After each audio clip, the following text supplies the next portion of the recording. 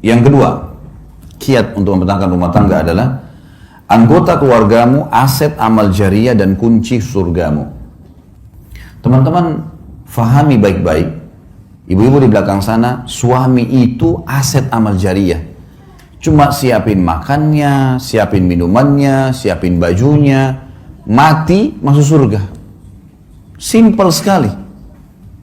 Bapak-bapak fahami, uang yang hasil keringat kita dikasih ke istri, dikasih ke anak, dikasih ke orang tua. Hanya itu.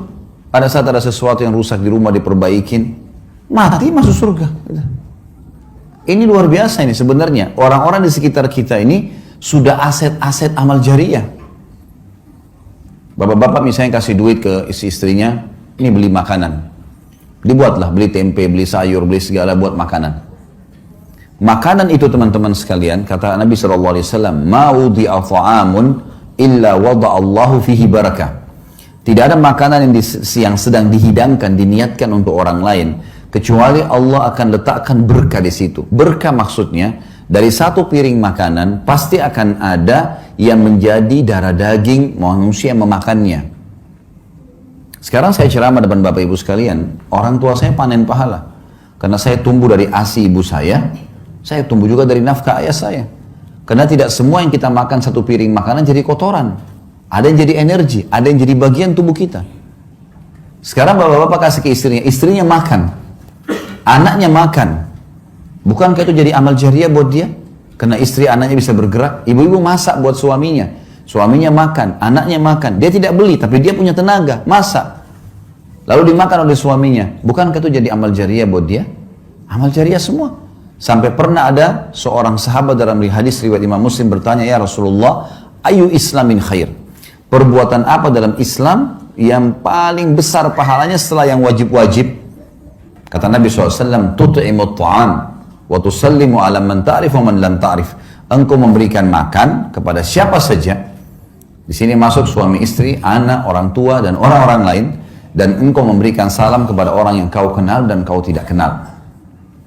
Jadi anggota keluarga kita tuh aset amal jariah.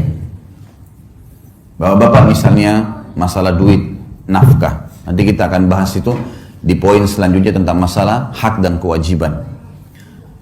Kita disuruh berikan uang, hasil keringat kita. Nafkah itu sesuatu yang kalau tidak dikasih, roda kehidupan gak bisa jalan. Jadi ibu-ibu bisa beli makanan, air, makan, listrik, ya. Sesuatu yang memang harus ada. Kalau enggak, maka tidak berjalan roda kehidupan. Itu namanya nafkah. Kata Nabi SAW, dinar yang engkau keluarkan untuk fakir miskin, dinar yang engkau keluarkan untuk pembebasan budak, dinar yang engkau keluarkan untuk jihad di jalan Allah, dan dinar yang engkau keluarkan untuk istri anakmu jauh lebih besar pahalanya, mengalahkan pahala yang lain-lainnya di dalam rumah itu. Berarti bapak-bapak setiap bulan terima gaji atau ada pendapatan kasih ke istri anak, itu mengalahkan pahala sedekah untuk jihad, mengalahkan pahala sedekah untuk fakir miskin. Tapi bukan berarti hadis ini ibu-ibu misalnya bilang, nah itu kan ada hadis tadi, berarti semua gaji suami harus saya pegang. Bukan itu maksudnya ya. Karena kita bicara masalah nafkah ya. Nafkah itu yang kalau gaji suami 5 juta misal contoh, lalu suami yang bijak, saya melakukan hal itu pada istri saya, disusunlah kebutuhan rumah A, B, C, D, F, G, A sampai sekian. Oh ini contoh saja, contoh gaji saya 5 juta, oh ternyata kebutuhan rumah 4 juta. Ini 4 juta ya, nafkah rumah. Ini 500.000 bonus buat kamu, karena kamu sudah bantu bersihin rumah segalanya. 500.000 yang sisa, suami punya hak mengelola. Jangan juga, bapak-bapak ada yang, maaf kalau ada yang terjadi ini ya, jangan juga tidak punya kawam, dia bukan pemimpin. Semua gaji dikasih istrinya, dia mau beli pulsa pun minta sama istrinya. Gimana caranya? Beliin saya pulsa, loh kok lucu itu, kok malah dia minta sama istrinya? Gak boleh. Mestinya dia bisa punya kawam. Dia yang beliin istrinya, iya, harus punya kemuliaan. Nanti kita bahas di sini masalah kenali karakter pasangan. Ada poin-poin setelahnya. Jadi ibu-ibu punya hak di sisi nafkah. Tapi ibu-ibu tidak punya hak lebih daripada itu. Kalau lebih sunnah. Sebagaimana bapak-bapak tidak punya hak di harta pribadinya ibu. Misal ibu-ibu di sini ada sebelum nikah sudah punya usaha.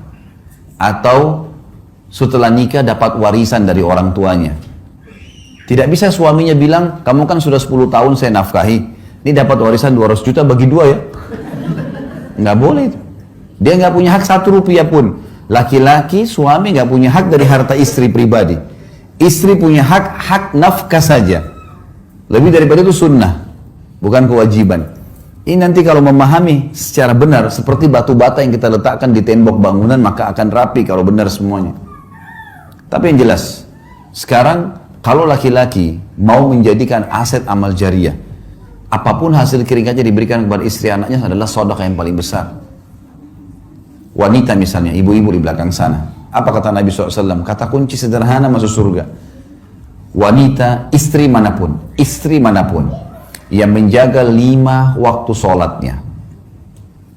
Kemudian berpuasa Ramadannya. Ini nggak disebutin sholat sunnah ya, sholat wajib saja dulu. Kalau sholat sunnah ibu-ibu kerjain itu sudah plus. Sholat 5 waktu, azan langsung sholat, subuh sampai isya. Kemudian yang kedua, tiba Ramadan, puasa Ramadan, belum dimasukkan puasa sunnah. Dan dia mentaati dan melayani suaminya pada hal yang ma'ruf. Ma'ruf ini maksudnya bukan melanggar agama. Kecuali pada saat dia meninggal, dia boleh masuk, dia boleh pilih 8 pintu surga yang mana dia mau masuk. Hanya 3 hal saja. Sederhana sekali kita bisa menjadikan rumah tangga kita sebagai aset amal jariah. Orang-orang ini nih, suami istri, orang tua, mati ya.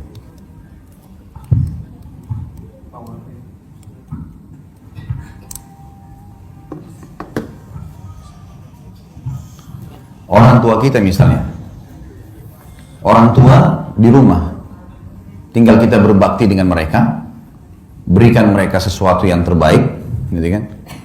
Ini di rumah tangga, keluarga kita, maka kita sudah bisa panen surga.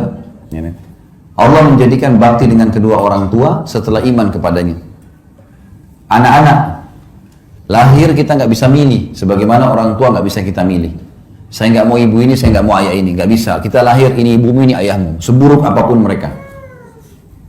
Begitu juga anak yang lahir, begitu keluar, laki-laki, perempuan, sehat, sakitkah, apalah, ya, warna kulitnya seperti apa, paras wajahnya, lahir, ini anakmu. Dan semua digantungkan variabel hak-hak dan kewajiban di sini. Sekarang anak-anak bisa jadi aset amal jariah. Mengajar mereka jalan, mengajari mereka kalimat-kalimat, memberikan nama yang baik, selama nama itu dipanggil, selama mereka bisa jalan, semua jadi amal jariah.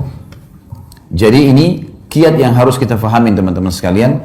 Kalau anggota keluarga kita itu adalah aset amal jariah dan kata kunci untuk masuk ke dalam surga.